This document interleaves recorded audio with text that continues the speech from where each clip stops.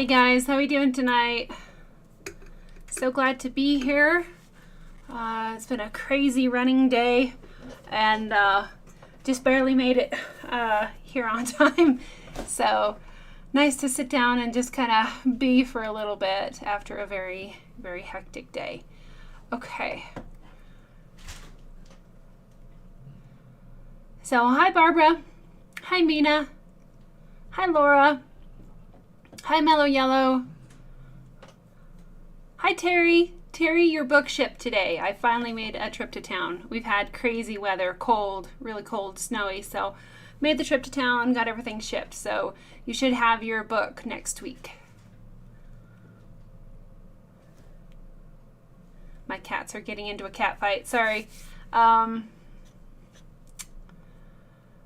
Hello, Melissa. Glad you could make it. I was on my way home. I had a brief window of cell service, and I got your message, so I texted you or messaged you. So glad that you could make it here. Awesome. Glad you can be here. Hello, Earthborn Graphics. All right. Yeah, Mr. Whiskers is here too. So, okay. I was really kind of struggling as far as the next project because I felt, that we had these two here that were a little bit unfinished. So I know that we talked about burning a black background for the owl and also for our little rabbit here, Mr. Whiskers. So I'm definitely going to put in the black background on the owl tonight, and then if we have some time, we might show how to wood burn a black background around Whiskers. So. Oh, Terry, I thought you won a book from the event last week. Wasn't that you, Terry? I thought it was Terry. I don't have my phone. So, I thought that you won a book from the event last week. Maybe it was another Terry. I'll have to look and see. Anyway, pretty sure like I said, it's been a very, very long week. So if I got that wrong, my sincerest apologies. Because I had somebody win a book. So last week we weren't here for the live stream. I was working with Rachel over at the Woodburn Corner, and we had a nice big week of wood burn sessions. So that was fantastic. I taught black backgrounds, clouds and smoke, and water droplets. So if you weren't able to see that, it was great. It was a lot of fun. So, oh, Lori Lee. Oh my gosh, it wasn't Terry. Sorry, Terry. It was Lori Lee. My apologies. I'm so sorry. It's been a very long week. So Lori Lee was the winner of that. Okay, so cool. I knew it was one of you guys from the live stream, so my apologies. Okay. Got that sorted out, Terry. Sorry. That was Lori Lee. Okay. Okay. Hi, Rich. Glad you can be here. Hi, Val.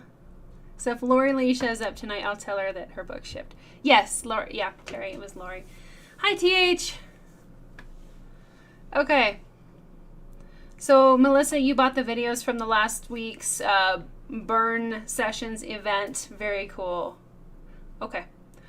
Alrighty, so I went ahead and I got my burners turned on. I got home and all the wrong points were in there, so I got all those switched over. Okay, so let me switch things up here just a bit. Okay, so if you did join the Woodburn sessions last week, it was same place, same time, Friday night.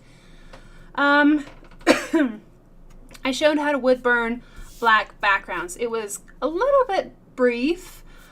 We kind of jam-packed a few things into an hour for the black backgrounds, and then an hour for the clouds and smoke, and then an hour for the water droplets. So that was a lot of fun. kind of crazy. I was really stressed when I first started that sessions because I couldn't find my link to join the event. Rachel had sent the link out to that earlier, and I searched high and low through all my email accounts and I could not find it. So I was really in kind of a panic mode right before the event went live because I couldn't find that link, and I had to have her send it again. So if I sounded a little frantic and a little out of breath in that first hour especially, I was definitely a little bit amped up. So, okay. Another thing about the Woodburn sessions, I could not see the chat. And that made me really sad because I couldn't see all your wonderful, beautiful names out there and faces. So if you did have a question for me last week that was during the Woodburn sessions that Rachel or Basha did not answer, you can go ahead and throw those out to me tonight. Again, I wish I could have got a copy of that chat, but I don't know that they can do that. So missed you guys. It was a little lonely on this side of the camera, but so glad, guys. Really appreciate it. Yeah, I found that I kept taking too many deep breaths, and I wasn't exhaling. So I was a bit out of breath. I couldn't quite catch my breath until the mid-break, and I'm thinking, oh, I just need to breathe. So, okay, so yes, Earthborn Graphics has talked about the elephant in the video. I've actually had this glove for a while. It was orange, and I don't like orange, so I colored it and made it pretty. But it's not as comfortable as my other one, but as far as the other gloves, it's not bad. My other glove has so many holes in it right now that I have to get it taped back together. I mean, every finger, it seems, has a big hole in it. So this one I love for burning longer sessions just because it fits like a glove. And this one, the pinky finger is just too big, so I have to keep adjusting it. But anyway, yep. Okay, so here we go, guys. Love it. Okay, here we go. Okay, so we kind of stayed away from the outer edge of the owl, and that was fine. Let's go ahead and we're going to turn this upside down because working with the grain just goes a little bit easier. So just like at the burn sessions, I have my board with 3 burners, and this is usually what I run with. You can see I don't have any stands for them, but I do have nails attached in here so that they're fairly secure. They're not going to go anywhere.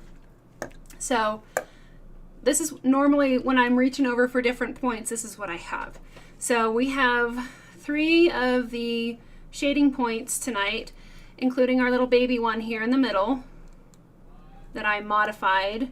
And so we're going to kind of rotate through those because they are going to continue to cool down as we burn, and it's just going to be it'll take more time. So as we rotate through these burners, they'll get hotter and kind of regain optimal temperature so we can keep going. Okay, thanks everybody so much for your kind words of encouragement. Yeah, that first hour of the Woodburn sessions, I was a bit amped up. So okay, so TH, you're talking about the calendar that you got. That's fantastic. So glad that everybody was able to get those calendars. I didn't have a whole lot that went out, but very cool. Terry is naming this one Hootie. I love it. Hootie. Mina, the last name? The Blowfish, right? Middle of and, Hootie and the Blowfish? No, we can't do that. I better not. I shouldn't get copyrighted, guys. I think I can talk about that. But Terry, I bet you can get a better last name. Okay, so starting here at the top, let me know if we need to zoom in or anything. We are going to start by burning our initial outline. And since this is kind of a little bit of a review from last week, if you guys have any general questions, we can kind of do like a Q&A tonight to keep things kind of interested. Oh, Barbara, hootie cootie, cutie, hootie cutie.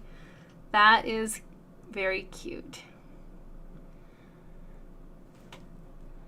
So using the upper part of the shading point, it's kind of rocked up to a more aggressive angle, a steeper angle. And we're just going to go around and burn our initial outline here.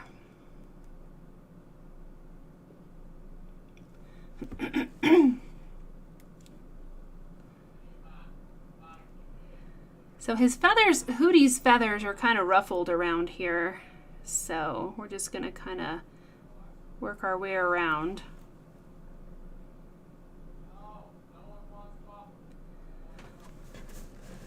But let me know if you guys want to do just even a general Q&A as we kind of start working.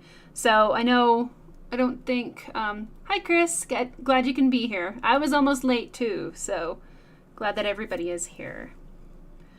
So I know Larry had a question a couple weeks back that he felt was maybe kind of out of place, but I'm glad he asked it, and I don't think he's here yet, but we can definitely just open the floor for any general questions.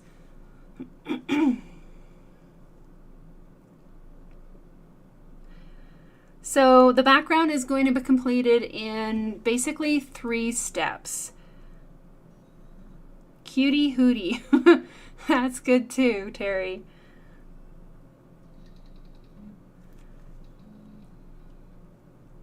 So, yeah, the owl will be completed in 3 basic steps, the background. We will burn an initial outline, and then we'll make a buffer zone. We're going to make that line a little bit wider.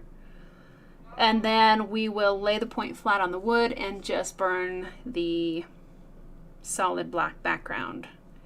We won't switch points. We'll continue to use the same point here.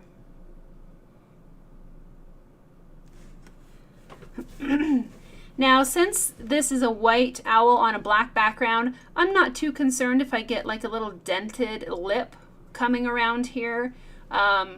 Whenever you press the wood and while you're burning, even just a little bit, you're going to get kind of a little lip or a little edge to it. When you have such a dramatic change of value between your subject and your background, that's okay. If you want to create something like that mountain lion from my book, Wood Burning Realistic Animals, there's a mountain lion just kind of emerging from the black background. So in that case, you would want to make sure that there are no edges, there's no lip between here, the background and the owl. So no denting of any sort, because then you can kind of blend and smooth. Hi, Antonio. And just make it a little bit more seamless. But I'm not going to worry about that tonight. And we'll just... Sorry, guys. Noisy children.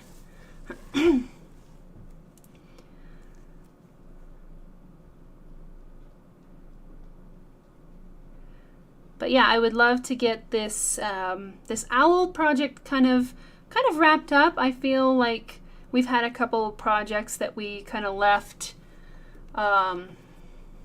just kind of put a pin in it, and we were going to come back to that.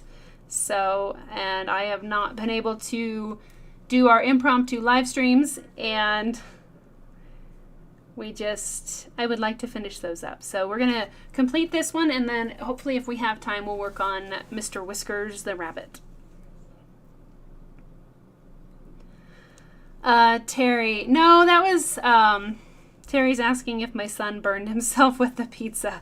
No, we're, no pizza tonight. I brought burgers from town, so I don't have to cook, and the kiddos don't have to cook, so that's even better. And everybody's full, so. Hi, Lynx Lady. But actually, Terry, that was my other son. He was just getting a little bit amped up. But you guys could hear him, huh? Yelling in the distance. I'll tell him. He'll be embarrassed. It'll be fun. Okay, so just really working around. There's a couple little tidbits of feathers here that we're burning around. Yeah, Terry, no cooking for sure. That's great.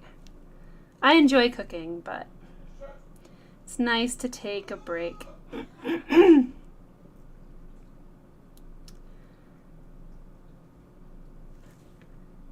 I actually made, Swedish meatballs or something like that. I had never made that before, so that was interesting. I made that last night. It turned into a much bigger project than I had intended. I think it was Swedish meatballs. Anyway.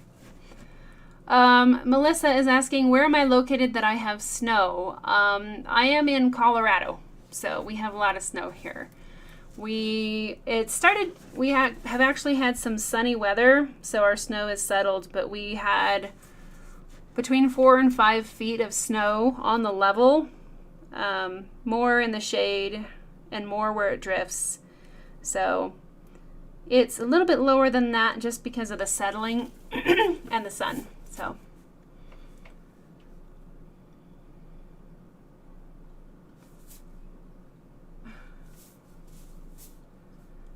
just trying to...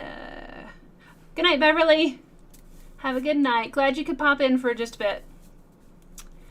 And okay, so the first stage of the owl is kind of complete.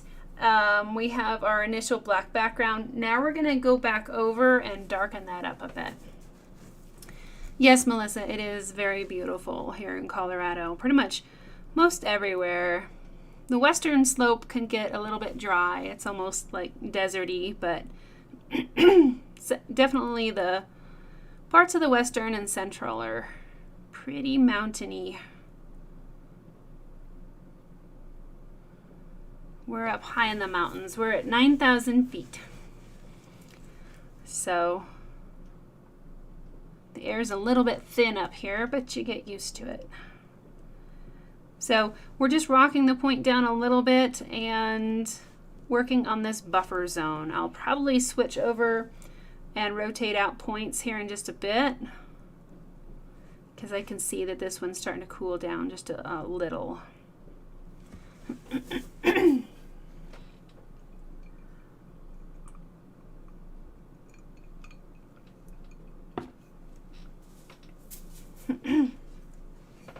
Okay, so I'm going to switch over to the baby shader. This is the same as the shading point. I just used a Dremel tool and made it smaller. So,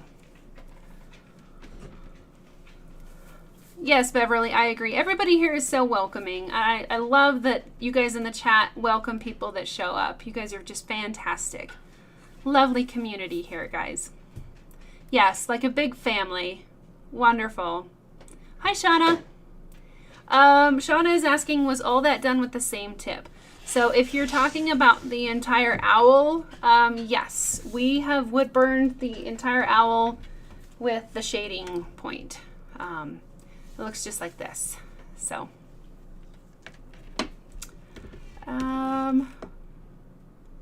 so Earthborn Graphics is asking if I need to carve out narrow corridors to get around the property. Yeah, we don't get around very much, but we do have to shovel out pathways here and there to get around to certain buildings, woodshed and stuff like that. So it is definitely a lot of shoveling for pretty much the month of December and January. I was shoveling about 2 hours every day because we kept getting more snow. And then we also maintain several miles of roadways until we get to the plowed road. So I'm, talking, I'll be on the tractor for about 5 hours a day sometimes to get the roads cleared out. If my And my husband is usually the tractor driver, but sometimes I need to do that as well. So, and it's fun. Okay, Chris, thank you. I'm glad that you enjoyed the presentation last night. I missed being able to see the chat because I just couldn't tell who was there and everything. So yeah, Terry, and if you guys want to tell me kind of what you guys were talking about last week, the mini JS, you'll have to tell me what that's about. I missed that. Terry is saying the miniature shading point, you're calling it the mini JS. Okay. The one we all want Walnut Hollow to make for us. The custom Minisa tip. Cool. Barbara, you're hoping that Walnut Hollow gets right on it. I have a couple some ideas to make a prototype and send it to them, and maybe that might help. I'm not going to send them this baby one, but I was actually going to make one this size and then one that's smaller. So you guys forgot what you called it. Okay. Yeah. The Minisa tip. Okay. Cool, Mina. Yeah, I need to talk with Walnut Hollow again. We're talking about a couple other things, so I need to kind of give them a bump on that. I'll see if this weekend if I can create a couple of my little prototypes. I have them marked out. I just need to fire up the Dremel tool and see what I can do. But the smaller the shading point, the hotter it will be, the darker it's going to be. Okay. The mini saw tip. Okay, cool. Thanks. Okay, so it's called Mini SA, Mini saw. Did you know that there's something in like India, like mini saw in India is huge. I'm not sure what it means, but usually when you search for my name, you like get a lot of Indian stuff from the country India. And there's something big about Mini SA. So I don't know. That might already be taken. But so cool. It was lovely. I knew that you guys were there in the chat. So it was wonderful to have that support. So as you can...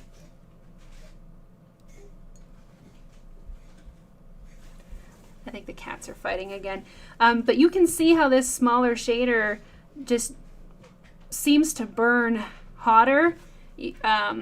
I switched out right about here, and you can see that it's holding heat much more because I'm getting more ghosting instead of the larger shading point right there. So kind of cool.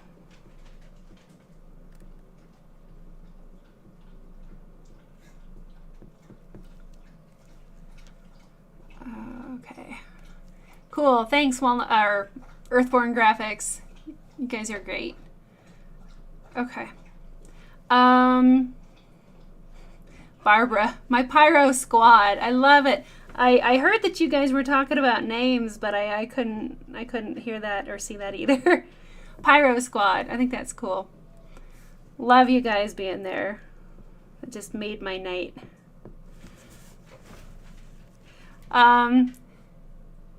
So Terry's asking how did I get my name? Okay, so my name is actually Native American. I'm not, but my name is. There's a place in Kansas where they have a Minisa Bridge and a Minisa State Library. I'm not sure if it's State Library, but a Minisa Library. So there's a lot of stuff in Kansas with my name. And I've heard that my name is like Cree and like Potawatomi. Not sure on that. But long story short, my dad went to college and was friends with an actual Native American. And his sister was named Minisa. So my parents loved the name, and they liked that it was unique, and there you go. So, and that the lady that I was named after, she is actually very prominent in the Native American community and has written several books over the course of her life. So very cool on that. I've never met her, but there's only a handful of Minisas here in the States, so I am very honored. A lot of people mispronounce it, so that's okay. I'm used to it. Okay, Team Minisa. Thanks, Mina. Thanks, TH. Melissa is saying, do you all burn the same burning as Minisa each week? Some people do. Some people prefer to watch the video and then kind of, after they watch it live, they start the project and re-watch the video. So it kind of depends. But there are some that follow along, so. And this is our 4th session on this bird. So I'm excited to kind of wrap this one up and move on to another one. Hi, Sharon. Okay, so I'm back to another large shader. And we're going to work on our outline just a little bit more.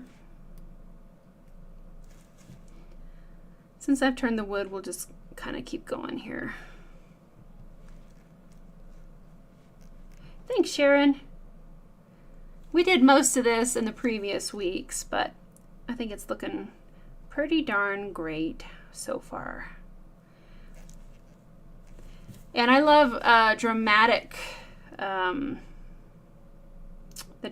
effect of a dark background and a light subject. So you'll see me do a lot of black backgrounds with my art.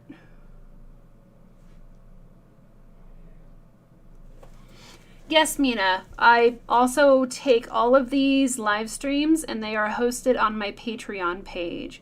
So after the live event is over, I will leave up the videos a little bit. It helps bring in some more viewers and traffic from YouTube. And then I remove it from YouTube and put the video over onto Patreon. So this is our 40th live stream, and each live stream is 2 hours. So there's almost 80 hours of footage on Patreon. So that's been just really fun over this last year that we've done these and gotten to know each other a bit more. So, and Patreon is a great learning source right now. There's just a ton of information there. We've done a nice wide variety of projects.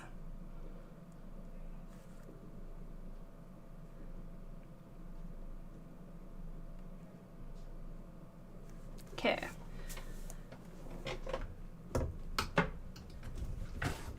Would you quit chasing her? I have a young cat that chases the old cat. You're welcome, Melissa.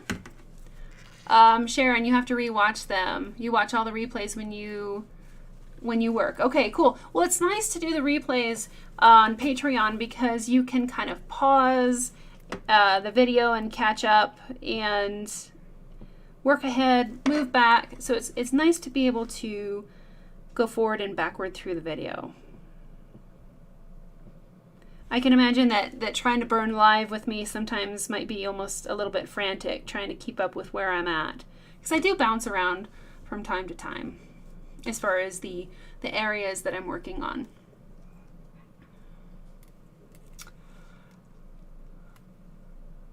TH says, have you made a dolphin? I would love to make a dolphin, but I'm not sure I'd do a good job. That's on my bucket list. I have not created a wood burning of a dolphin yet, but it sounds fun. Terry, that's interesting. Terry says, just looked up, the name color for Minisa is orange. Very interesting.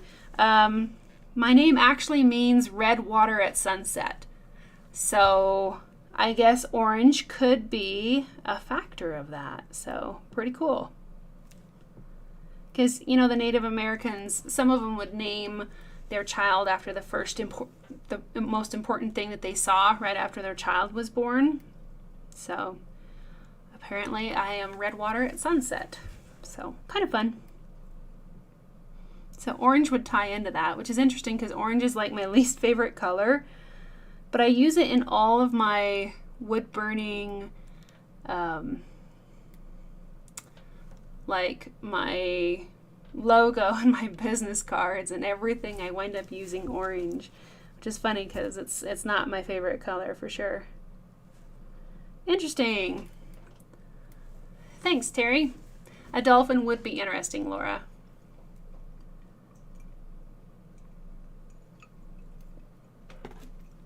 Rich says, at the woodburn sessions, it seemed cherry was the choice.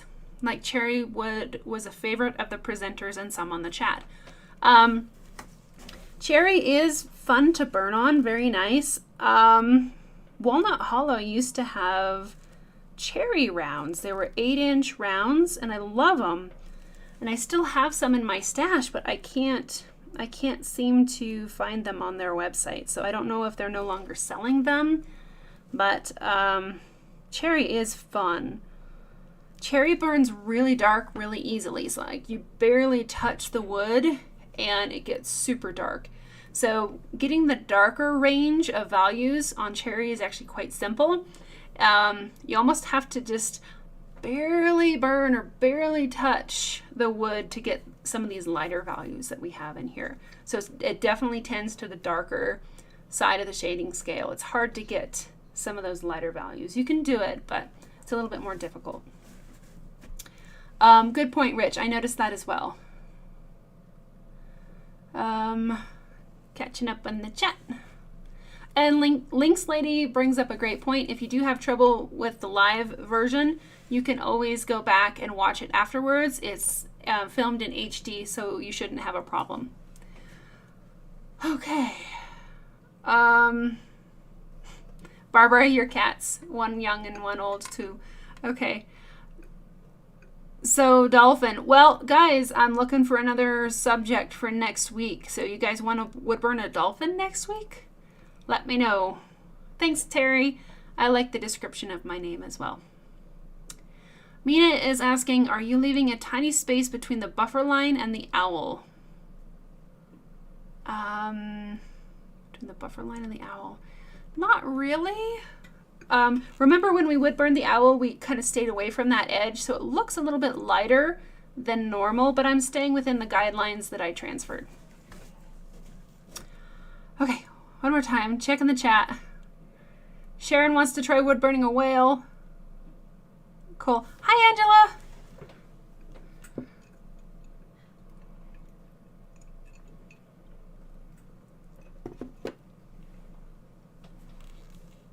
Okay. Sorry, guys. Really trying to catch up on the chat here. When I get behind on the chat, if there's not like a specific question, I kind of keep moving forward. But all right. So my buffer zone is getting kind of skinny in here, but that's okay. All right. So the next thing we're going to do is the same thing, but on the edges. Oh. I wish they would make a cordless wood burner. I don't think it's possible, but I think they'd sell like hotcakes. Okay, so I'm going to do the same thing here along this edge and create the buffer zone.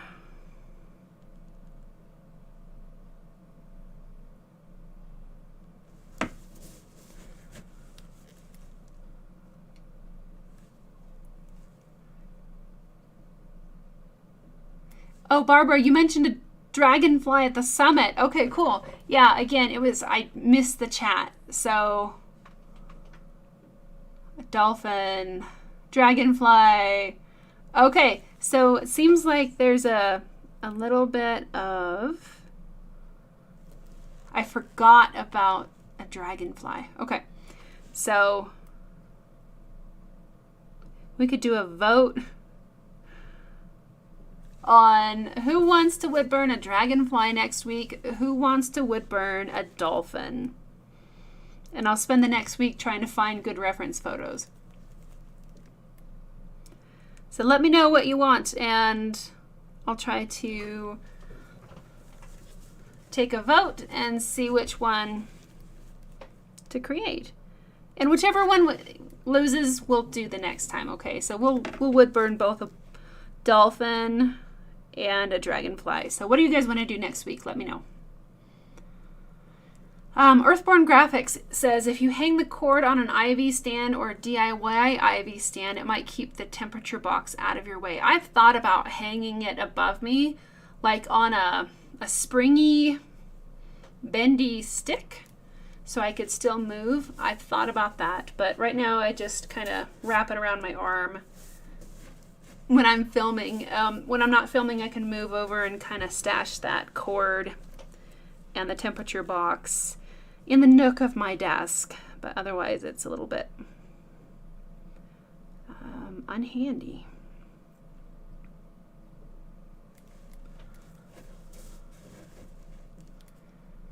Okay. Barbara says, you were doing the veins in the aspen leaf and it looked like lines or on dragonfly wings. Okay, I remember that now. Okay, cool. So TH says a dolphin. Corbin says a butterfly. Jim says both. Hi, Jim. Beverly, dragonfly. Ooh, Angela says, let's do a surreal burning with both. I like that. That could be really fun. I'll look into that too, Angela. A combo burning with a dragonfly and a dolphin.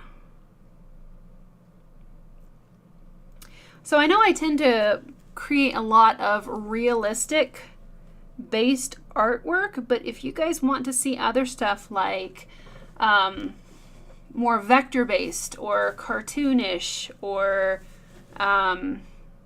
you know, different art styles, surrealism, something like that, let me know and I can probably make that work. And we can just mix it up. Dolphin, dragonfly. It's like duck season, rabbit season. Oh, Rich comes in with a manatee. That sounds fun. Antonio, thank you. Really appreciate it.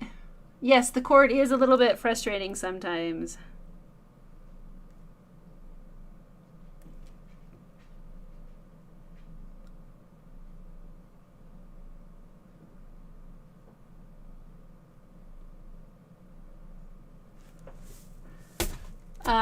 Hold on 1 minute, guys. I think my dog is stuck outside.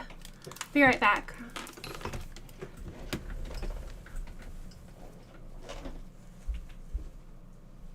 Where's the dog? Sophie.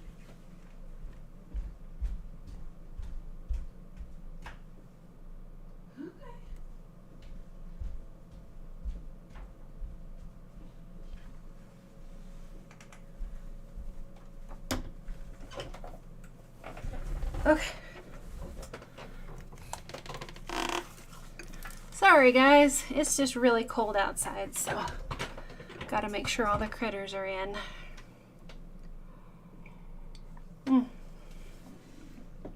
I gotta scroll up. You guys are really chatty. Okay. Manatees. Dolphin first. Dragonflies. Whatever subject, Barbara. Mina says the dolphin is winning. Corbin says a dragonfly. Mellow Yellow says dragonfly. Chris comes in with a jellyfish. That would be cool. Black background on a jellyfish for sure. Jim says manatees would be fun. TH likes Angela's idea. Terry likes realism. Okay. Barbara, a dolphin with dragonfly wings. Now we're talking. Corbin is asking, have I ever burned mandala designs? A little bit. I made a design for my second book, Wood Burning Projects and Patterns for Beginners. There's kind of a mandala kind of style project in there. I don't do them a lot, though. The really straight lines kind of stress me out. Okay. Earthborn Graphics says maybe an occasional project from your beginner book. Okay, cool. Very good. Sharon likes the realism. Cool. Okay. Hi, Val. Val says, I would love to woodburn an otter sometime. That does sound fun too. Okay. All right, let's keep going here, guys. And I'll try to, Rich says an octopus. All right, so the marine life is kind of winning here.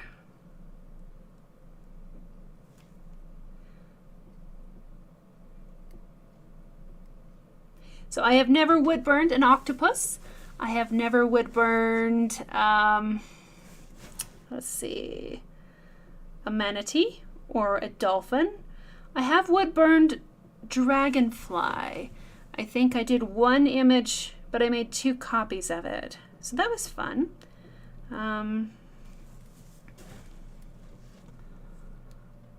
Yeah, Terry. Sophie's fine. She's okay. She's in, so. Sophie! Sophie! There she is. Okay. Good girl. In here. That's it. You can come in. Oh, good girl. There you are. Okay, we're making sure that you're in. Good girl. Okay. Such a good girl.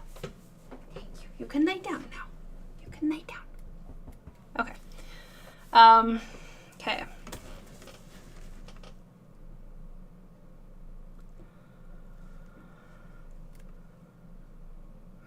Lynx Lady likes the realism as well. Lots of other people can do the other stuff. True.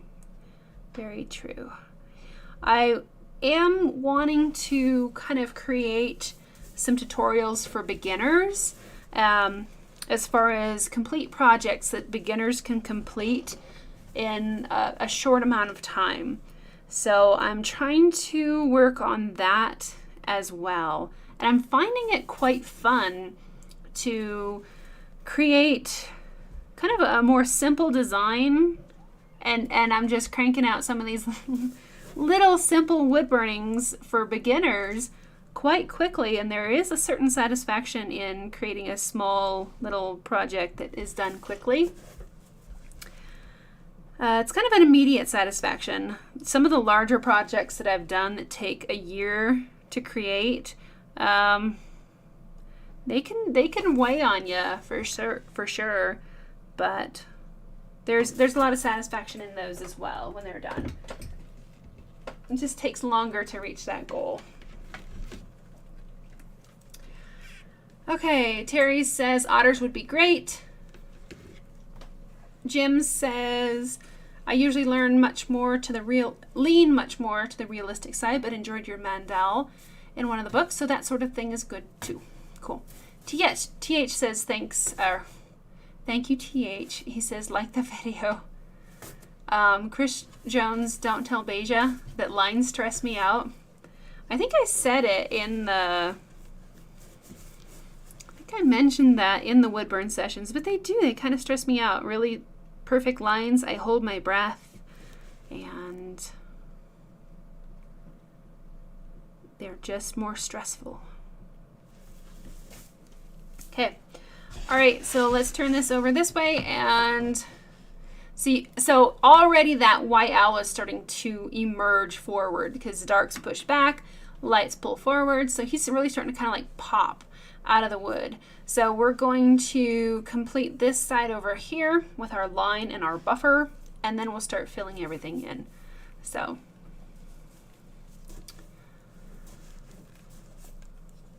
Barbara says an underwater scene would be cool. You could work in the dolphin and the octopus and everything. That would be a big project. Like physically, I think the wood would have to be quite large in order to fit all of that information in so that you're not burning a jellyfish that's like that big, kind of a thing.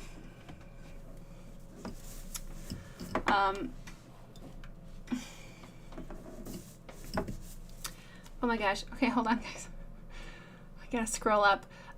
Rich says, Sophie or Missy portraits? My daughter keeps saying the same thing.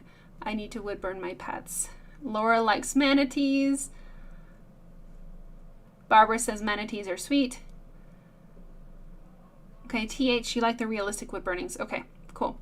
So Sharon, you're saying that you would like some more beginner based projects. Okay, Terry. Okay, Earthborn Graphics would like to see more beginner projects too. Cool. Okay, yeah, that's something that is helpful to me. Laura, yeah, I have worked on wood burnings for like a year, off and on. It's a lot of work. Thanks, Terry. Thanks, Barbara. Okay, Earthborn Graphics is asking, how are you not getting ghosting with having the thick part of the tip over the finished part? Very carefully. I'm moving pretty quick. Hi, Larry. I'm not staying in that area very long, so you can get in there, kind of burn, and then you get away from it. Another thing, like in this area here, instead of holding the burner across like this, hold it more at an angle over this way, and you can kind of sneak into some of these areas and not scorch or get overburn as bad. If you stay there too long, you can, but try to minimize your time there. Trying to catch up. Okay, Jim says smaller projects, maybe on end cut wood rounds, could be good at once in a while. I actually burned one of those last night for my videos that are coming up. I wood burned a little image on an end cut that was, I think I finished it with transfer and everything in about an hour. So that worked out really well. Very good. Thank you for the feedback.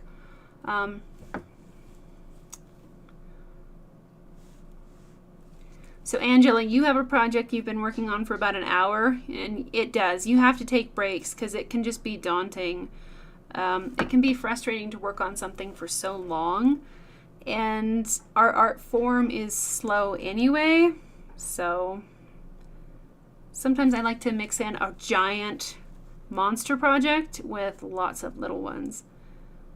Then you get the satisfaction of completing a little one and kind of keep going on the larger one. So I'm kind of almost doing the line and the buffer all in one with my little baby shader here, because it just burns so much darker.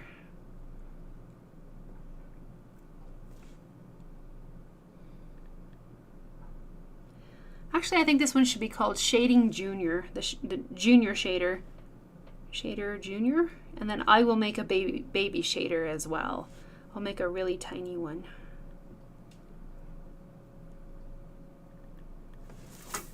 Okay. So Jim, yep, round cuts. Doing realistic projects on end cut pieces of wood can be a challenge because of the grain. That's why I lean towards these for demos. They're just a little bit easier. They turn out better, but a lot of people burn on end cuts. And so I think it would be very good to kind of touch on that as well. Thank you for that tip and advice.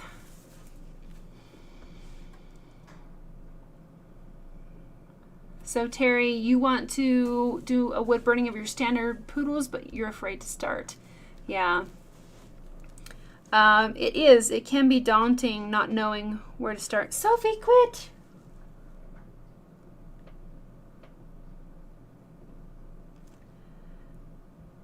I think sometimes, Terry, just really studying your reference photo and looking at the darks and see if you were going to wood burn it, where would you start? Take a look and see.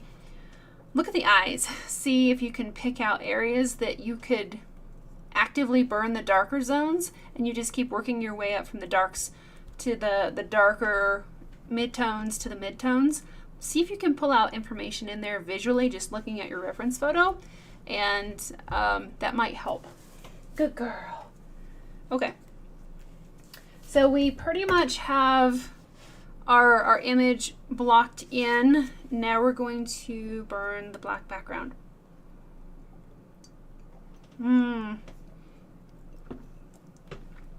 Chris Jones suggests dragons. That is on my bucket list. And I'm working on some images of dragons. So I have been very, very, very busy these last little oh my gosh, like a solid month. I have been working my tail off trying to get progress made on my new large project, business-wise. So I know I've not really been on social media much, or it seems like I'm just kind of off the radar, but I have been working like crazy. So look forward to sharing that with everybody, and a lot more work to go. So, all right, so we're gonna take our shader. This is actually the big shader, but if you remember, when I say big shader, it's the one that comes with the kit. When we would burn the black shiny part, I don't want to put pressure on the tip up here. I'm not going to burn up here. Most of the heat is based underneath that heel right there. So even when I'm burning, I'm actually going to be having some of the tip of the wood up off the wood, kind of like that.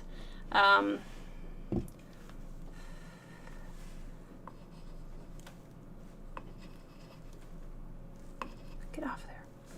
So the main thing when burning black backgrounds is to not push down really hard, because this straight point is going to get bent if you press down too hard. So smoother, lighter pressure, smoother strokes will help. Thanks, Mina. Oh boy.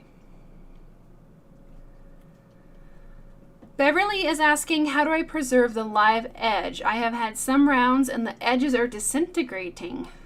Where did you get your wood pieces and what type are they? I generally get my wood pieces from Walnut Hollow, and I've never had any problems with that. Sometimes like the little bits will flake off, but I've never had these things crack or pop, because I think they dry them in a kiln. So I'm not sure. It could be the type of wood. You could also add like clear coating on the sides to kind of hold that together, or like a Mod Podge perhaps.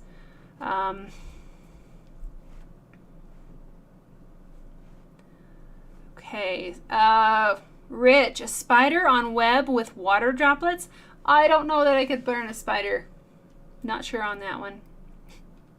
I know I could, but I don't know if I would want to look at a spider. I don't like spiders. So, they don't freak me out, I just don't like them. So, but I like the web. The spider web would be really fun. A lot of negative space burning on that one.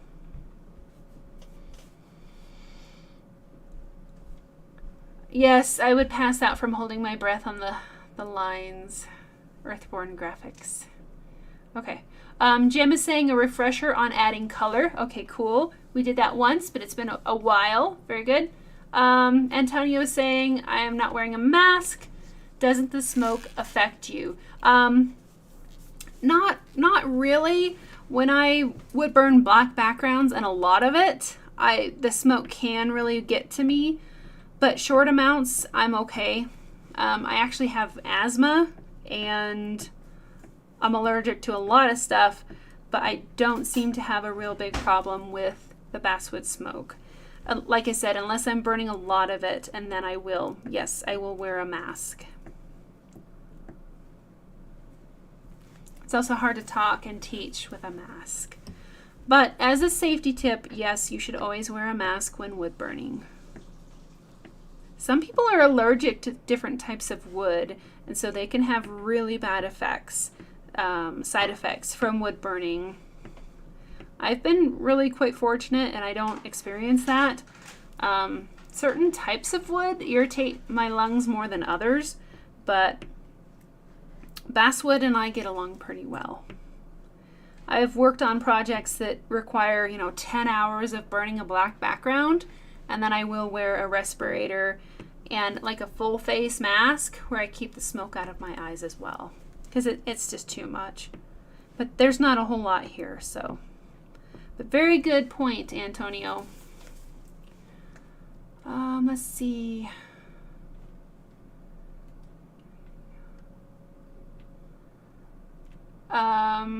Lynx Lady, can I show you the little burning that I did last night? Possibly. They're secret. No. I have a few. I have like three or so little ones that I've made so far. I don't know. We'll see if I can show you those yet or not. Maybe at the end of the video. They're packed away in a cupboard. But Lynx Lady, I would love to show you guys. And maybe I'll give you I would love some feedback, honestly. So yes, I will show you some of the little projects that I have been burning for kind of a beginner video series. And I would love your feedback. So yes, I will show you the burnings that I've created. The little ones for beginners. Okay. Trying to keep up on the chat. Hello, Mogosito. Okay, thanks. I don't know if I'm saying that right. Mogosito. Sorry, guys. I am really trying to stay up on the chat. Lynx Lady, I am burning at an angle. Yes, my desk, it looks flat, but it's not quite a 45-degree angle, but it is definitely elevated. So the smoke rises up, like straight up, almost towards the camera above. It does not come right up into my face. So that makes a big impact. Because it's going straight up. It's like a foot away from my face. Very good point, Lynx Lady. If the chat gets any bigger, if we get more audience, I might have to have a chat reader. But I like just glancing up there at you and seeing what you guys are saying. I did that a lot during the summit. I would burn and then glance at the computer, but I couldn't see what you guys were saying. Okay, so I've kind of blocked in that edge. I'm going to turn the wood. If you've noticed, I like to wood burn with that heel. So I usually kind of block in on the heel side and then turn the wood. So I'm going to switch to another burner, one that's hot, and I will do the same thing along here. Hello, Estella.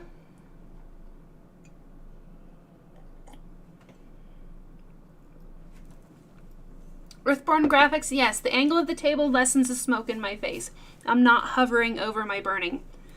That's why my hand doesn't get as hot as well. I was trying to film some tutorials with my desk flat, and my hand was immediately hot. So elevating your working platform helps tremendously with the heat in your hand and in your face. Very good. Okay, so this is my junior shader, and I'm just going to come along in here. I got to move this faster because it definitely burns darker. So we're going to move a lot quicker.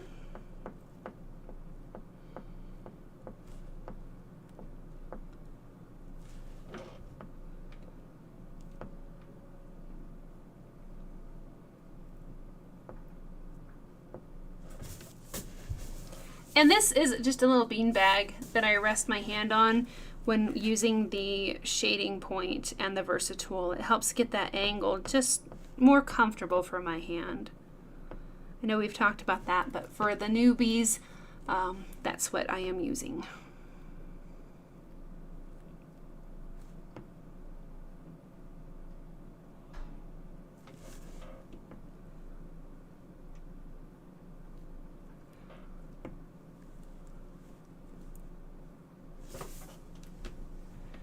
Okay, Beverly is asking, could you hold the two tips side by side to compare the sizes, please? Absolutely. Okay, so on the left, we have the shader that comes with the kit. On the right is the junior shader, which I have sanded down with a Dremel. And as you can see, it's just a little bit smaller. I plan on doing another Dremel tool event and making one smaller than this. So they're really not too big of a difference, but just enough to where it helps retain heat and you can work in tighter spaces. I pretty much use this one solely for black backgrounds when I need to get in little areas. I don't really do a lot of wood burning in general with it otherwise.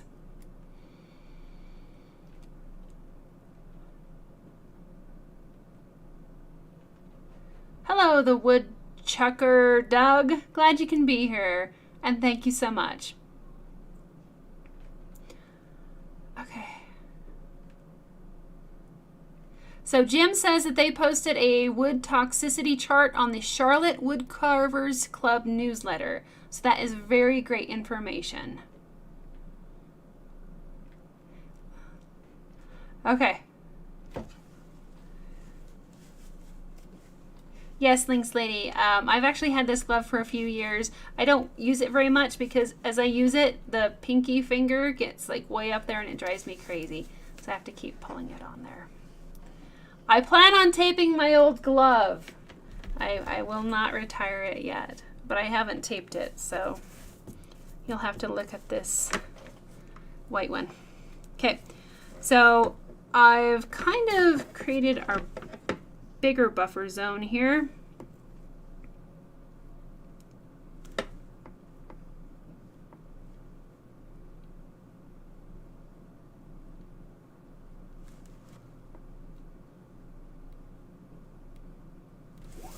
Okay, now here comes, this part actually goes much faster than you would think. Well, let me rephrase that. The wood burning of the solid black background seems, in my part, to kind of go faster than the outlining, especially when you only have just a little bit here to burn. When you have these massive backgrounds that are black, they seem to take an eternity. So I recommend a good audiobook or music, something to kind of occupy your mind in that regard.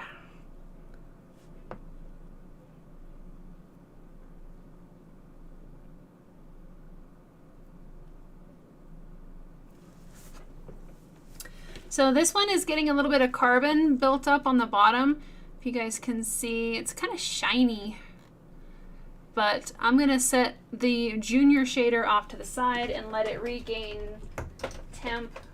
And I'm going to go back to one of the normal shaders.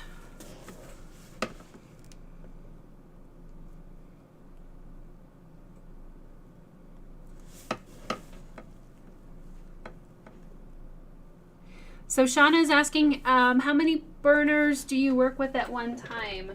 So we showed that at the beginning, but I'd be happy to show it again. So I have a piece of wood here with 3 burners on it. They don't have stands, but they are, I have nails here that are attached to where I can just kind of slip the burners out and then kind of lock them in place like that. So they can't get pulled off. But I have 3 hot burners. Recently with my beginner projects, I'm thinking I need more, because I'm using other tips and other points. So usually 3. A lot of times I only use 1. I'll have my field of them over there, but I only turn on 1. I only turn on the ones that I need.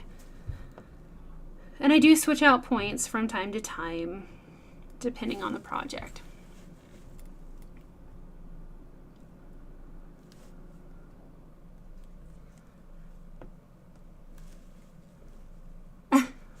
Yes, Lynx Lady, I could totally use some leather band-aids for the old glove.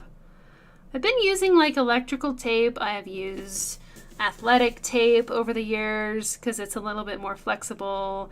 I've used Scotch tape. I've been taping that blue glove for years and I still love it.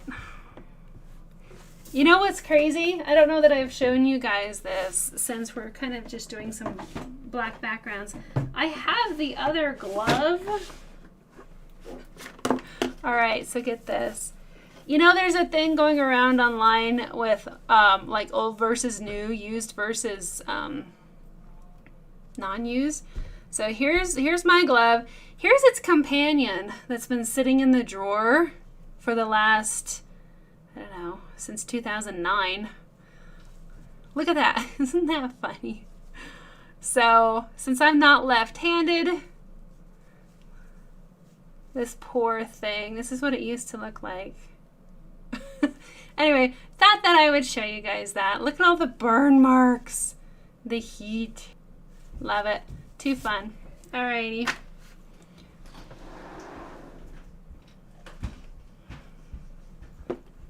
Okay, so let's keep on trucking here.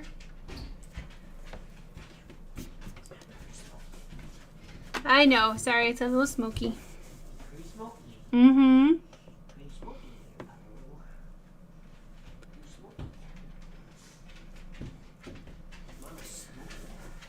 Yeah, definitely. I keep that other glove in the drawer. Just it makes me laugh. The miles and hours that I've put on this glove are crazy.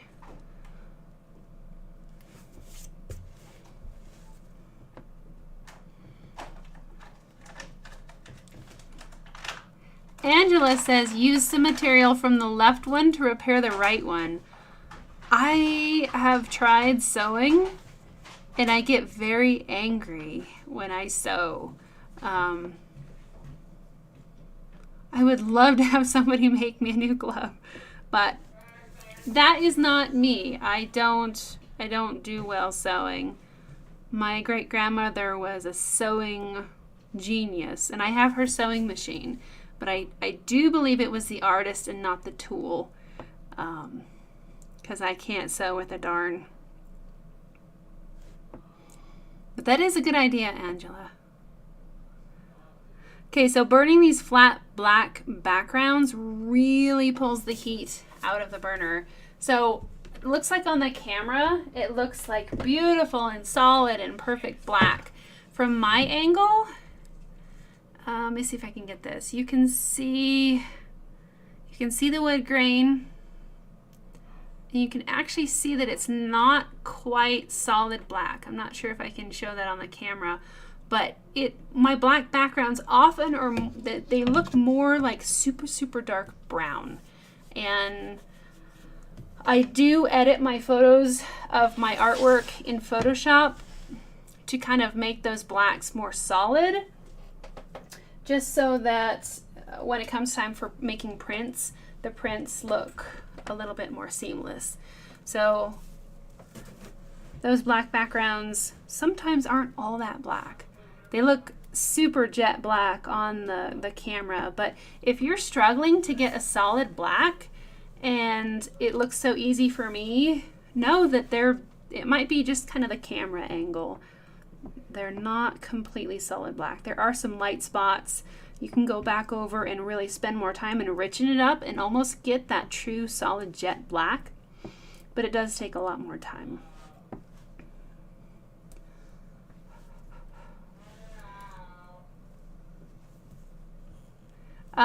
Corbin says, I'm curious if anybody in the chat does not use a glove while wood burning. I have never used one before, and even though it can get really hot sometimes, I don't tend to mind too much. Corbin, I use my glove mostly to protect against accidental burns. I've not found that it really helps a little bit with the heat, but I've dropped this thing and I've reached for stuff and just kind of wear it so I don't grab the burner or do something stupid. And honestly, I did try burning without a glove for some of my little tutorials, and it was so slippery, it was kind of hard to hold on to. So I do like the grip that I get better with the glove, but it depends on the glove and just totally a personal preference. I feel like naked when I am wood burning without a glove now. It's really kind of funny. Have to have a glove on that hand. It's weird. Earthborn Graphics says, cut the fingers off and sew the left fingers onto the right glove. That? Not sure if that might be possible. But that'd be pretty cool. I'd probably just ruin it.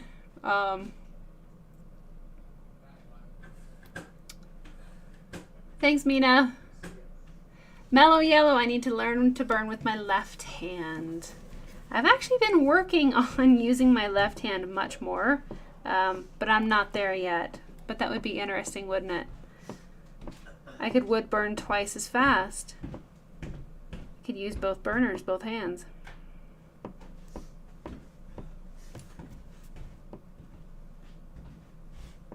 So you can still see the wood grain underneath the black background, which is kind of cool. So just rotating back out to another hot burner.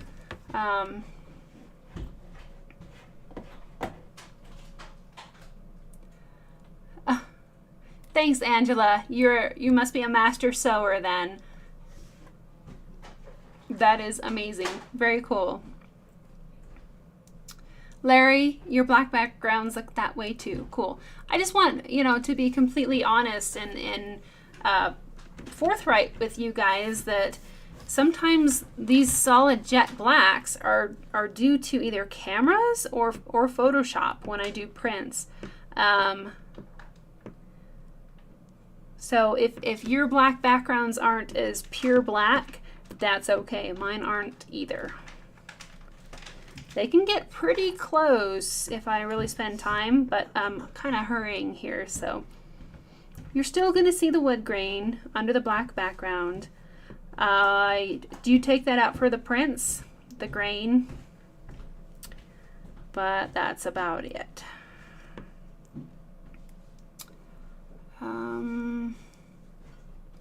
The Woodchucker Doug says, try a curling glove. The palm and fingers are made of very soft deer hide.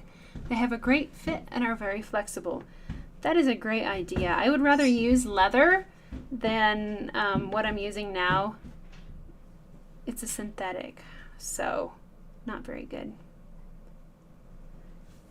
Hi, hon. Who, me? Yeah. Oh, hi. Hi, hon. Hi. We fed the dog, by the way. You fed the dog? Yeah. Okay. I didn't know if you were... Nope, I'm not. Okay. I just heard, noises, so...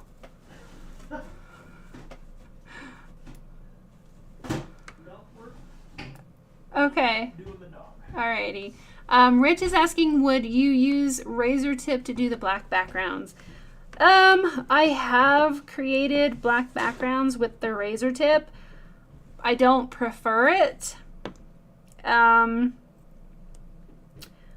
lot of the razor tip points are kind of sharp, and the heat transfers through the razor tip so hot and so fast that you get scorch marks, and it's much easier to damage the surface of the wood using the razor tip than it is the Versatool. And the heat fluctuates a little bit more with the razor tip as well. So even though I have created black backgrounds with the razor tip, it's not my favorite tool to use. If you decide to use the razor tip, I would strongly recommend that you don't crank it up really high and just kind of go to town on burning those black backgrounds, because more likely than not you're going to pull off that top layer of wood and gunk up the point and really create a very uneven surface. My black backgrounds and my wood burnings most of the time are very smooth. Here we have some light, so you can see the shine there. I do have a little bit of indentation around where the owl meets the black background. There we go. You can see some indentation. But as far as the black background goes, it's pretty smooth. I try to get it just as smooth and glossy as I can. That's just me.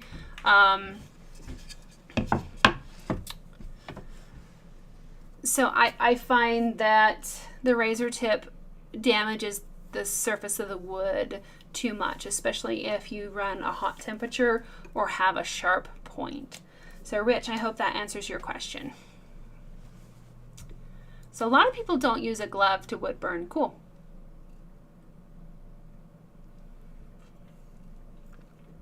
Hi Christian, glad you can be here. You love the steam train burning. Awesome. That was one of my favorites. I've made, I think, a couple train burnings. I haven't made one lately though. Earthborn Graphics says I could create realism with the right hand and abstract with the left.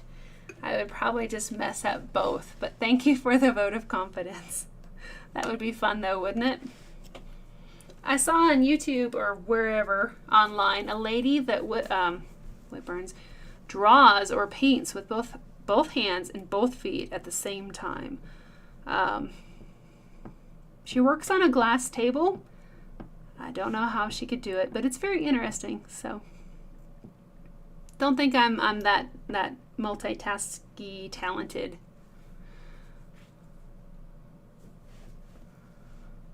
So Barbara, are you going to do some more shading on the bottom left? Yeah, that's not been, I haven't finished that yet. We ran out of time the last session, so it's a little bit unfinished.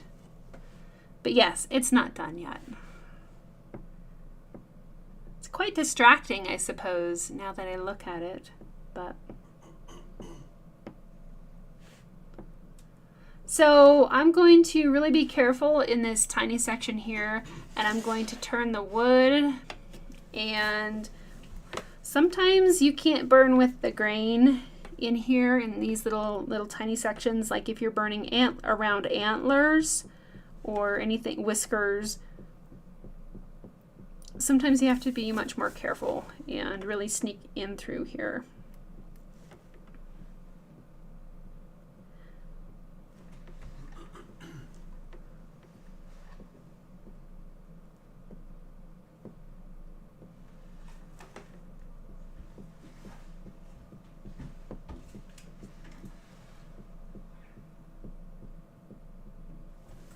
So you just kind of use the angle of the shader because it's kind of pointy on one side. You just match that and be really careful to sneak your way in there and then burn your way back out.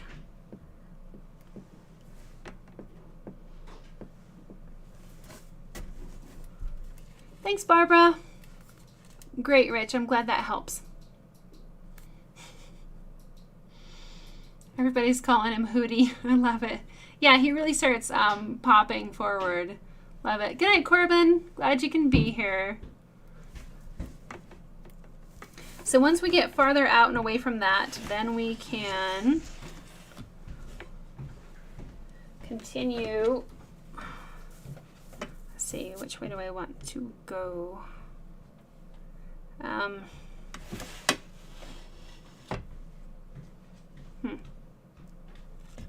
I think I'm going to keep working on this edge along here. And we're just going to lay it flat and build an even bigger buffer.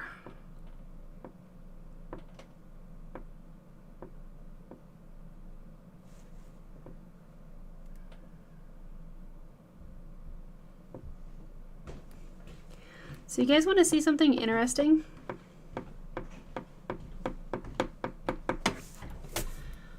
When I always try to avoid touching the surface of the wood, and this is why. If you touch the surface of the wood, you have oils in your fingertips, and when you burn over them, I hope this shows up. Eventually, you will create, can you guys see the fingertip pattern right there? See the lines in my fingerprint?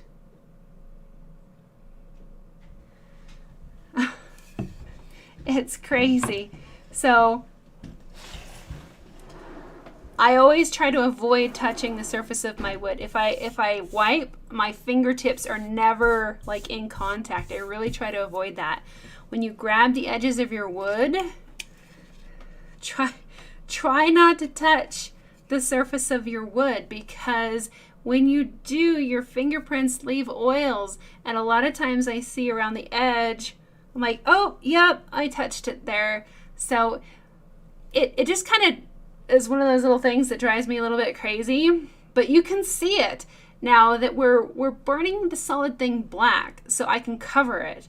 But if you were shading like a face or something, and you're just working along and you're resting your hand on the wood as you're working, and then you come back and go to burn somebody's portrait, you will see your fingerprints burned into the wood, because the burn, the heat hits those oils and burns them darker. So anyway, crazy. Barbara, same with scratchboard. Yeah. So I see people just like really touching the surface of the wood, and it kind of drives me a little bit crazy just for that, for that effect. Again, we'll burn over it. It won't be a problem, but just heads up on that. Now, if you do a clear coating, and after you clear coat it, then you can touch it all you want. But even after you're done with the burning, if you touch the surface of the wood, over time the oils will attract dirt, and you will see your fingerprints in your wood burning for years to come. So, Mina, you're keeping notes. Awesome. Very good. Rich, gloves for both hands. You could do that for sure.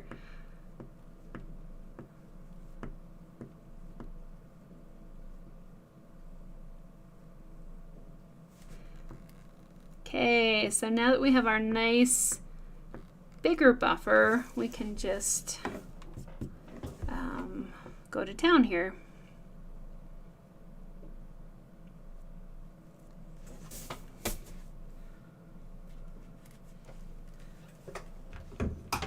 Okay, so switching out again, let's turn this, and we'll just kind of work our way across here, and we'll have the background pretty well finished. But I love, isn't it interesting how the eyes seem to be like more dramatic now that we have the black background? It's like the black background is a nice counterweight for those dark eyes. I think it's really, really cool. So Terry, you're looking for, when you shop for tablets of drawing paper, you go for the middle of the stack where people haven't touched the papers in them. That's a great idea. So Melissa says rubbing alcohol removes the fingerprints for white areas. That's cool. I'm not sure I would want to wood burn over the top of alcohol. I know alcohol kind of evaporates pretty quickly. To what level it's going to stay into the wood, I don't know. But I would proceed with caution if you apply any kind of a solvent to any kind of wood and then burn over it. So, but that is a very interesting point for sure. So we're just going to go back and forth, or I guess in this case up and down.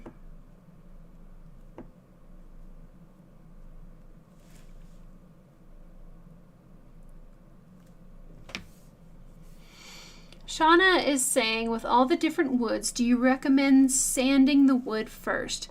Yes, I do. Most wood comes planed, which means it's run through a machine and it's fairly smooth.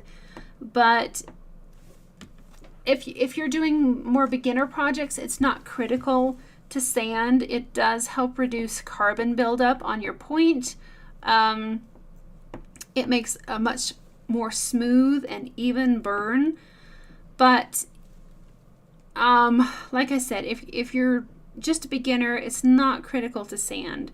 If you're wanting to advance into like realism or higher quality work, portraits, something like that, then sanding becomes much more important because it takes that layer, that top layer of wood that might have a little bit almost like peach fuzz on it, even at like a micro level, and it removes that, and you get, after sanding, a much more glassy surface to work on, which means that your shading is going to be more consistent. You'll have less carbon buildup, etc. So yes, sanding is definitely helpful, but not crucial for beginners. So great question.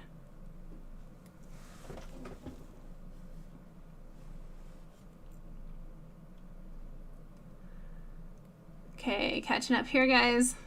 Okay, you guys like the eyes better, more? Cool. Oh, Melissa's saying after you burn, you apply the alcohol. Okay, cool. Nice. Yeah, I know that once you burn over the fingerprint oils, they kind of tend to stay. So it would be interesting to see if alcohol could remove them afterwards. Okay, so if you ever find that you're moving it along back and forth and it just like grabs and sticks, mine just did that to me. It's because I have a little bit more carbon on the heel than I would like. So I'm going to set that off to the side and grab another one. This is going to be Shader Point Junior.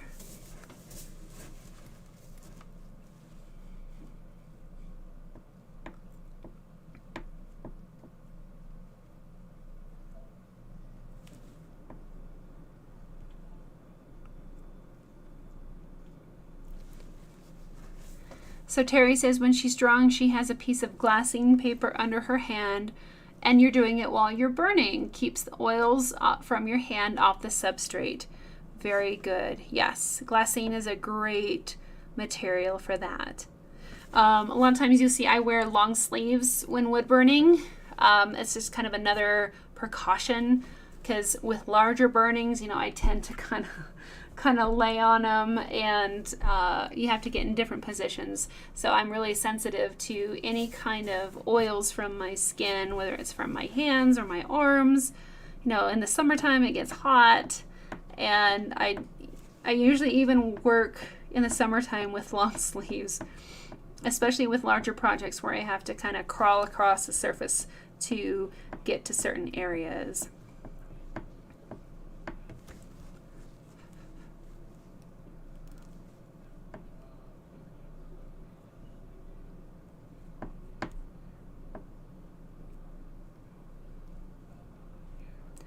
So when you have a little short section like this, you can go back and forth really quite fast.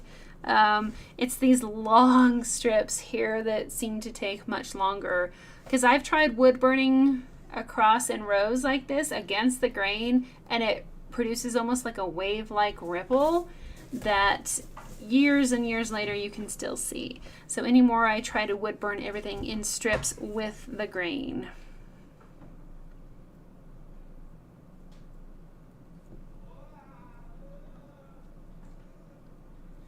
And especially with the junior shader, this goes quite quickly.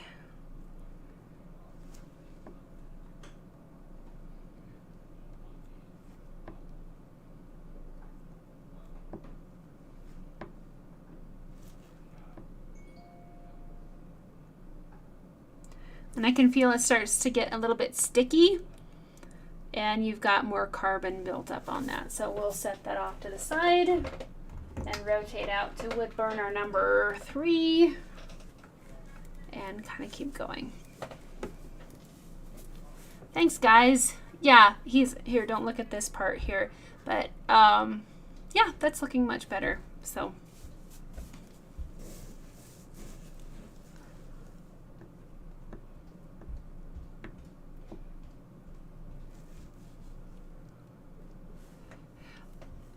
okay. Thanks, Melissa. Beverly says, does the carbon burn itself out when you put the tool aside? Because I'm rotating through 3 burners, it does pretty much burn off the carbon on its own. That allows me to keep working without having to stop and cool the points and clean them. I do clean the points on occasion when they just can't burn off what's accumulated, which happens, but I try to rotate them out so it gives them enough time to work off most of that carbon on their own. I really don't like sanding or abrading the points just because it can damage and scratch them, and then those scratches can kind of transfer into your wood if you don't do a lot of sanding and buffing on the point. So, great question. Barbara, yes, so many people use lotions and hand sanitizers. Absolutely. Yeah, I hate putting lotion on my hands, and if I do, I wait forever until I wood burn, because that is a huge, huge problem with lotions on your hands.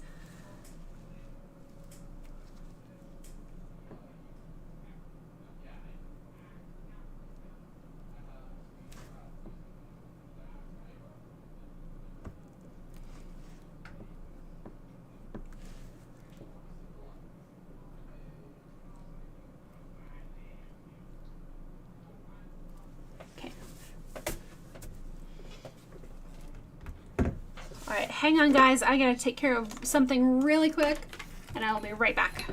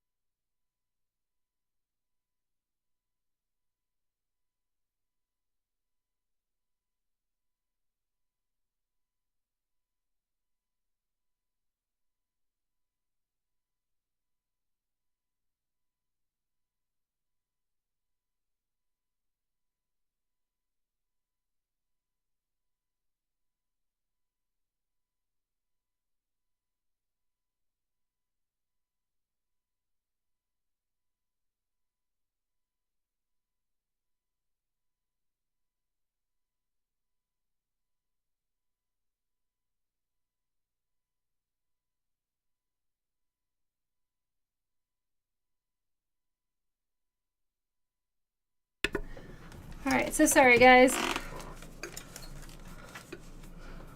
All righty.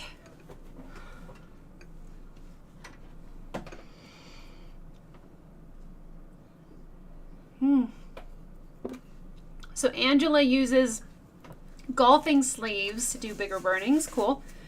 Yeah, glassine is pretty cool.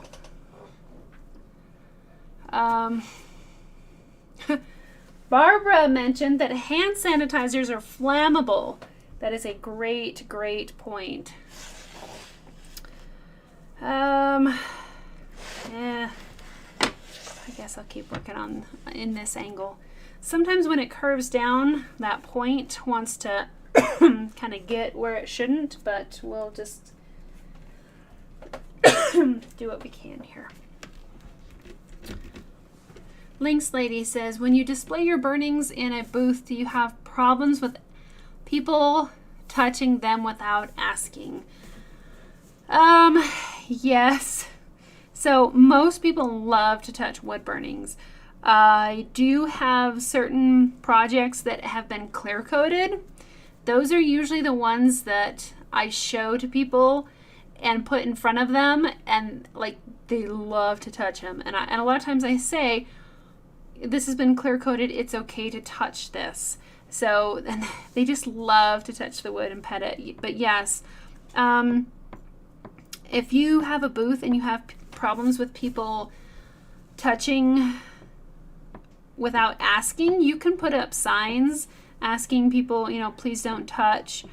But people are so tactile, some of them, they just have to touch them. So usually when I've had booths, I put up prints and then only keep a couple originals behind the desk to show people, because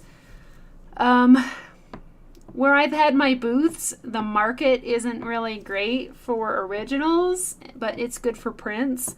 But people have a hard time understanding what these are. They're like, they look like photographs, but there's something off. They're a little bit weird. And they can't quite fathom how it's done when looking at the prints. And so then I carry a few original wood burnings to showcase. And because they're more expensive, I keep them behind the desk, and then I show them, and they like to touch them. And I say it's okay because they've been clear coated. So, but yes, they do. People are very touchy, and I have had people spill things at booths. So if you have a booth, don't ever put your work on a table, especially original wood burnings, because I've had people spill beverages on everything. Fortunately, it was jewelry, and I could like go behind my table and rinse it off with bottled water and put it back for sale. But if those were original wood burnings that were unsealed, I would have trashed thousands of dollars worth of work. So you got to be careful when you present your stuff out there in booths. I would say hang it. It keeps it safer. It keeps people don't want to touch stuff as much if it's hanging. It also makes it seem more expensive if it's hanging, I think, than in front of them on a table. People tend to put their hands behind their back, I think, when they're looking at stuff on a wall. Not sure why, but they want to touch stuff in front of them. So that's kind of my personal experience with that. So hang originals. Don't put them on a table. It's so sad.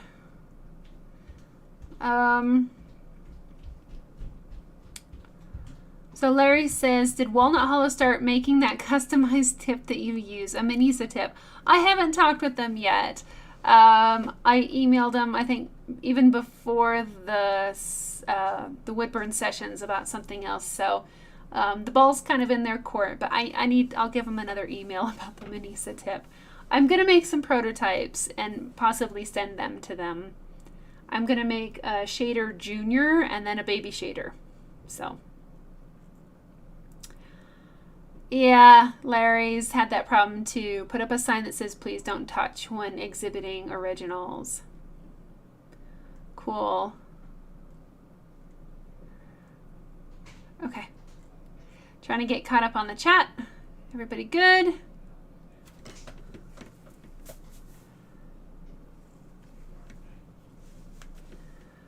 Rich is saying, so if you have only one burner and the sticking occurs, is it best to wait for it to burn off, or can you use another method? You can. There's a lot of different options out there. Some people use like leather. Make sure it's a vegetable tanned leather. I'm not an expert in cleaning points because I don't do it a lot. I personally would just set it off to the side and stretch your legs. But I mean, that could be every couple minutes. So keep in mind of that little bit of a delay. Black backgrounds take time. And I find that when the wood burner is on, any kind of cleaning can be abrasive to the point or possibly expose you to fumes that you might not want. So I would err on the side of caution and either let it just burn off or turn the burner off, clean the point, turn the burner back on. That's going to take even longer though. All right, wow, so it's 7:40, so it took us an hour and 40 minutes to do this with a little bit of just kind of chatting and distractions on my part. But good question, Rich.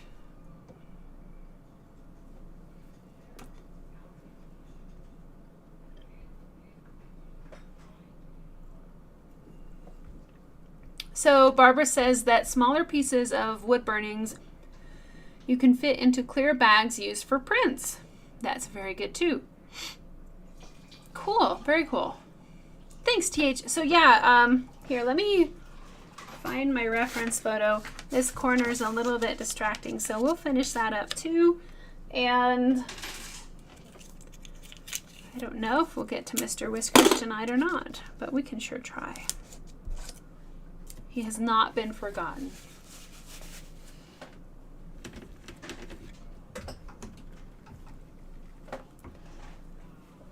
TH, yeah, that's what I'm after right now.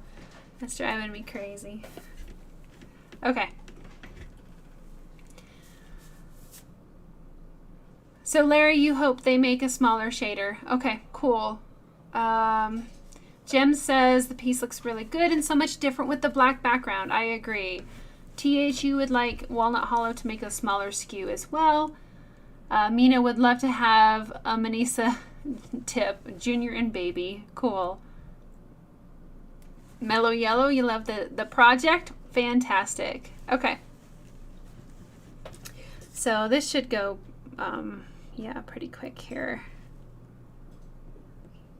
Because it's driving me crazy too. It's like not done.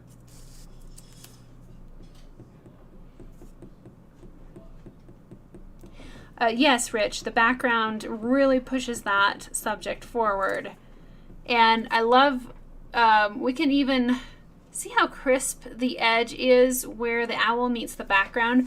We can even burn that a little bit and make it kind of wrap around into its environment a little bit more. So once I finish on this bottom corner, we might do that. Because there is always a stark contrast between a really light subject and a dark background. So sometimes you can blend those together and make it look a little bit more natural.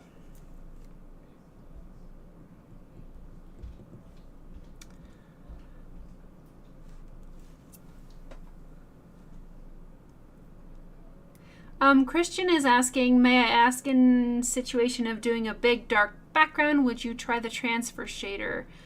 I have tried the transfer shader that comes with the Versatool. I find that it is so big, it loses heat really fast. It's difficult to get a really dark value with that over a long-term or a large area, because it is so big. Keep in mind that you have just the post here that transfers the heat to the point. So actually the smaller the point, the more heat is going to transfer, whereas the larger the point, the less heat is going to transfer over. And that transfer point, if you guys are unfamiliar with that, that's that round right here. This guy that comes with the Versatool kit, you're supposed to use it to transfer patterns. I don't have an inkjet printer, and I don't like the idea of transferring any kind of ink onto a surface I'm going to burn over, so I've never used these. These are actually kind of fun for like creating lines or crescent moon shapes, but I would not recommend burning a black background with this, because you have a small post and a big point. I mean, look at this size value difference there. So this is going to run a little bit lower temp. It's going to produce fainter burn marks. Anyway, that's kind of my experience with that, but I have tried it. I thought that would be a great idea as well.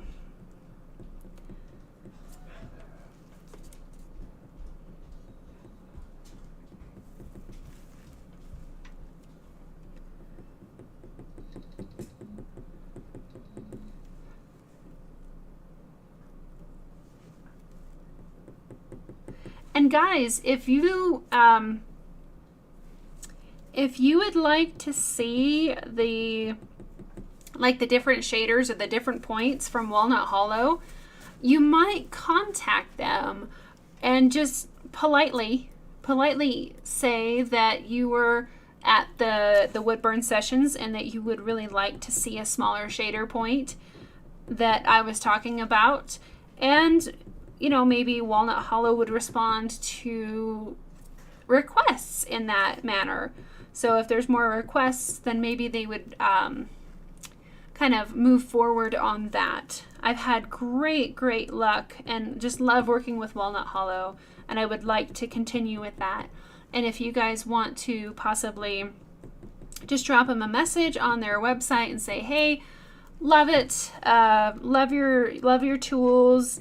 Would love to see a smaller shader point like the one that I was talking about at the Woodburn sessions. Then, you know, the squeaky wheel gets the grease, and maybe that would kind of help that move forward. So just a thought if you guys want to do that. But yes, I would love to partner with them and create cool stuff for you guys. Okay, so this is working a little bit better. This little tuft feather thing here is a bit harsh. So we're gonna darken it up and we're gonna push it back. Darks push back, lights pull forward. So we can also soften this. See this hard edge right here? We can blend that and soften it a bit.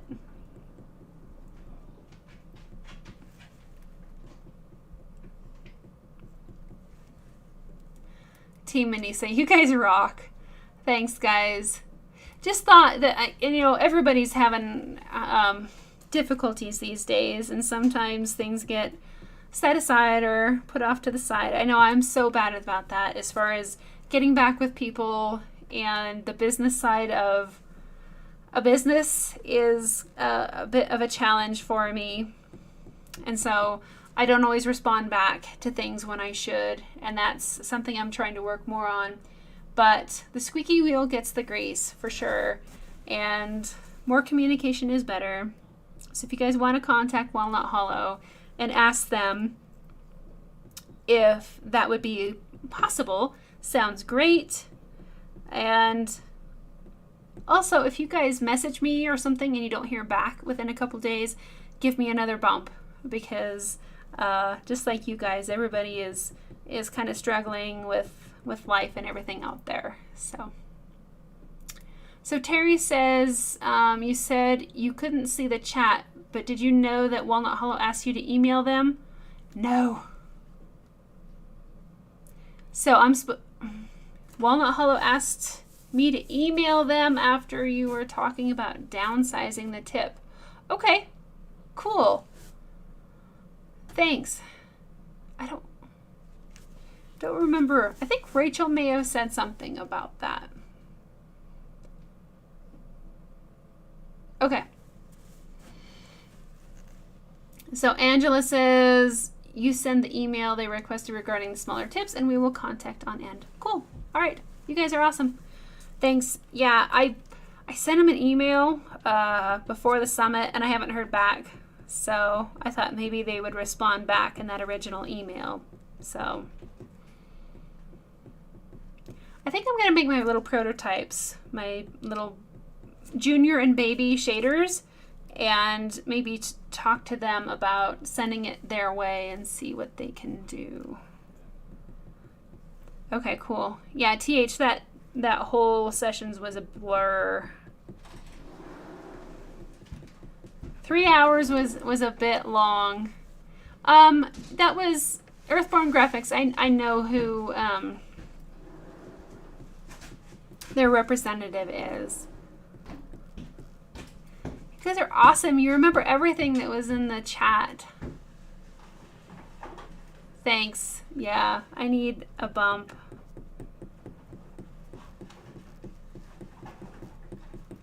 So I will do that this weekend. I will make the prototypes and see if on Monday if they want me to send them.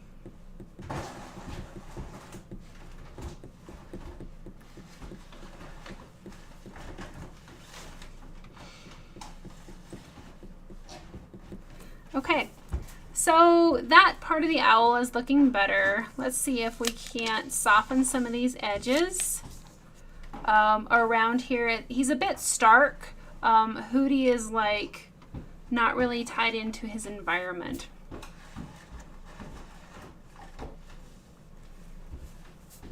Thanks, Shauna. Cool. Okay. Well, I will Earthborn Graphics. I will make my prototypes this weekend and I will move forward. If you guys are super excited about that, I will make that happen. Cool. Okay. Yeah. See, I wish I could have seen the chat because I don't know what all is.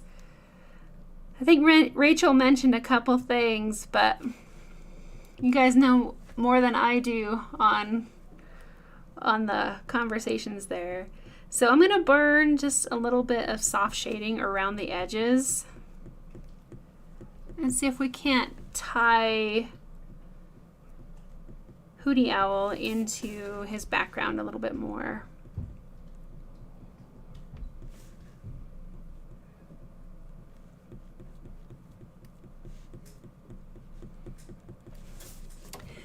And if you remember some of the other tutorials that we've done, when you're creating a rounded subject, it's usually lighter in the middle, and then it gets darker on the edges. So let's see if we can't make this owl look more rounded and three-dimensional by applying some shading around the edges.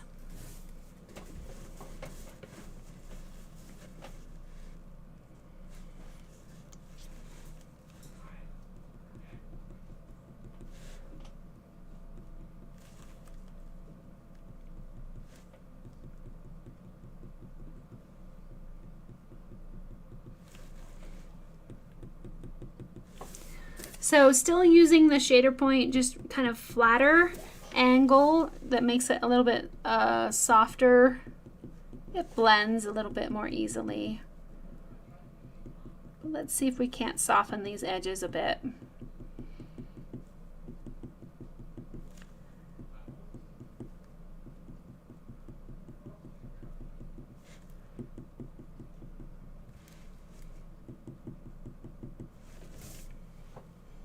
That's cool. I think I like that, guys.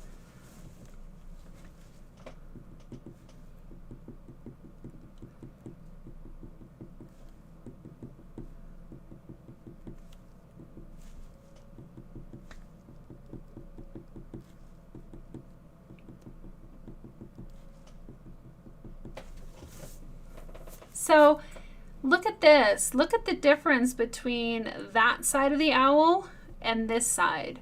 I think shading slightly where the black background meets the white owl and softening that edge just really makes him feel at home, like he's part of the environment. Whereas this edge over here is a little bit too stark. So I hope that helps. I hope you guys can kind of see that. It's a really subtle, tiny little thing that I think makes a big difference.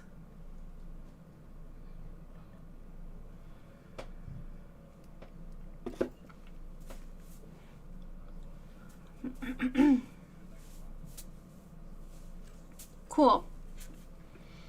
So glad that you can be here, Shauna. TH, yes, I think it does make a big difference. Just softening that edge a tiny bit.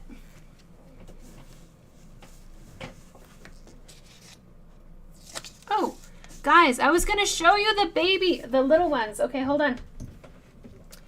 We're almost, we got like 6 minutes. Let me show you a couple of the projects I've been working on. Give me your feedback on whether you would like to do this even as a beginner. So be right back.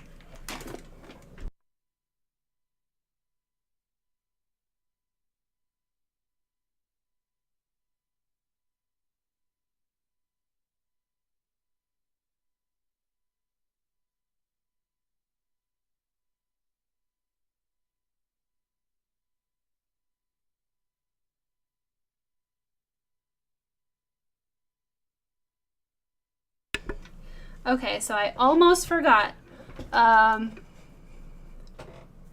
Okay, so some of the projects that I've been working on, let's see. So here we have a very simplistic train. I started filming this. I'll probably do it again because my camera wasn't working.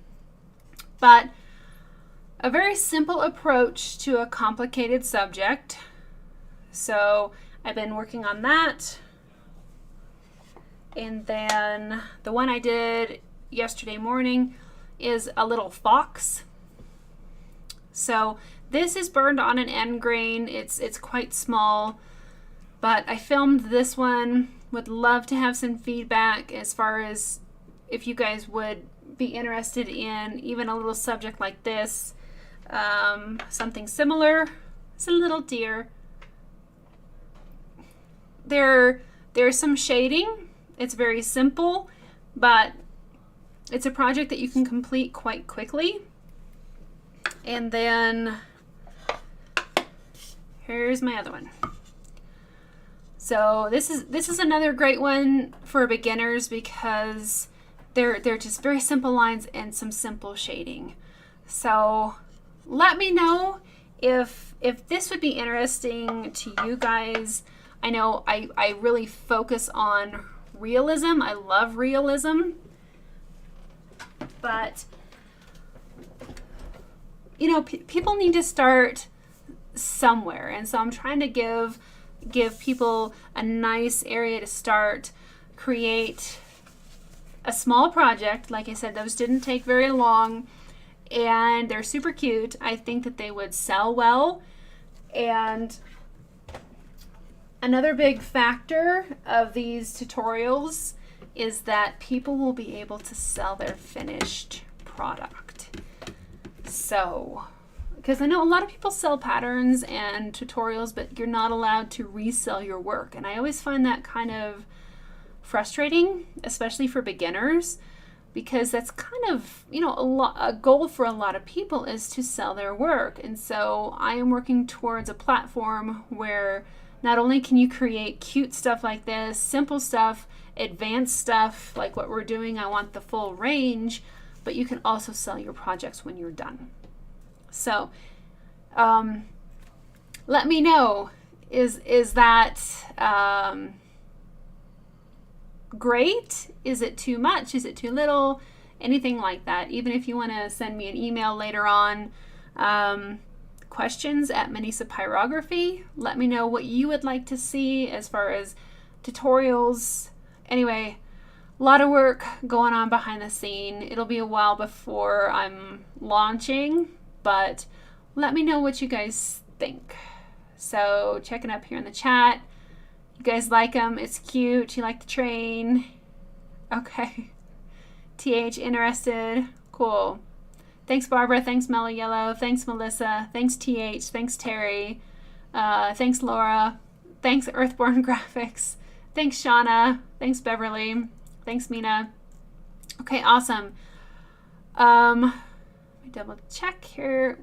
Wandering Pyro says, I would love to learn to burn small subjects, especially the eyes. Okay, cool.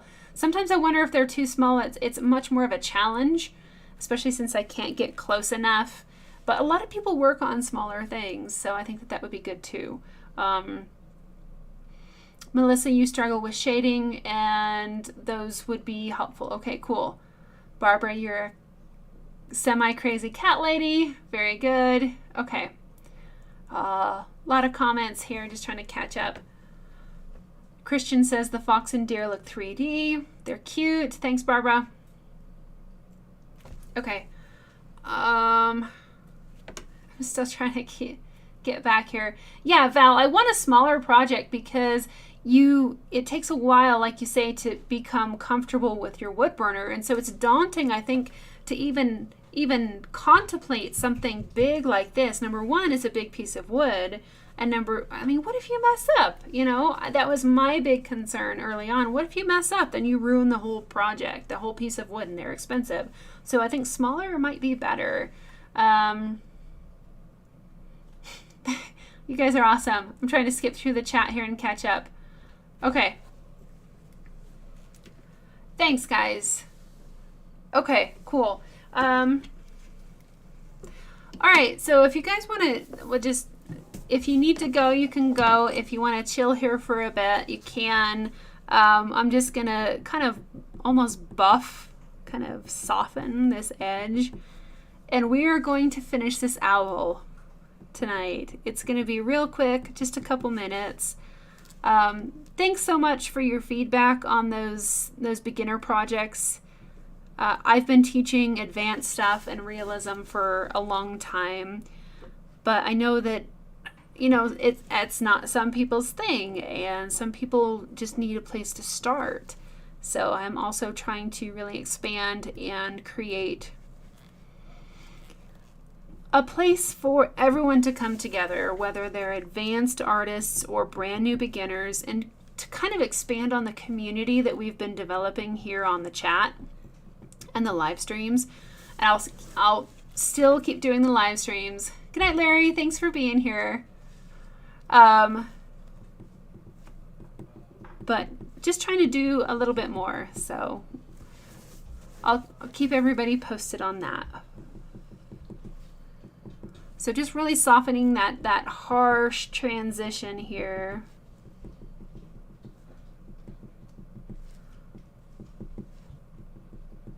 And I'm kind of blowing on the point a little bit because it's still on high.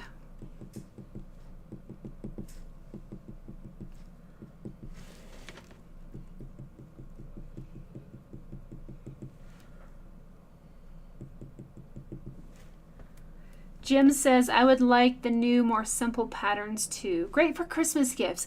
I agree, Jim. Just something small. I want to even do some themes, like some forest themes, like those little critters, the deer and the fox would be a great start to like a theme, like a little forest theme, forest critters or something. But I really appreciate everybody's feedback on those. Yeah, Terry, I agree. Big happy family and growing. Love the community. I love that you guys are so welcoming to everybody that joins in. Just couldn't be happier and more proud of everybody. So fantastic. Okay, so I think we're kind of wrapping up on Hootie the Owl here. I'm surprised it took 2 hours to get this finished up. I had hoped that we could have taken some time for Mr. Whiskers, but maybe we'll work on that again. Okay, so next week is either going to be a dolphin or a dragonfly or a combo. So I might hold that off as a surprise to add a little bit of interest for the next week. We'll do something fun for next week. It'll be dragonfly or dolphin themed. Cool. All right, well, thanks for hanging over for just a couple minutes for me to finish this. This was a fun project. This almost looks like a wing over here. It's kind of fun. But it's very interesting to see how that black background really, I think, completes this project. It ties it all together, makes those eyes pop. The whole owl becomes more three-dimensional. We could even expand on that by doing a little bit more soft shading around the far edges. But for right now, I think it's really great. And this has been 4 sessions. So this is our 40th live stream. If you're new and you're not on Patreon, you're missing out on a lot because there is going to be 40 2-hour live streams on Patreon. And it's amazing. And you get the patterns as well. I hand draw the patterns and can't wait for next week. So thanks everybody for being here. Loved having you. Thanks for joining. Awesome. Terry, it's a surprise. Barbara. Very good. Thanks, guys. All right, everybody have a fantastic night and a safe weekend. All right, guys. I'll see you next week. Good night.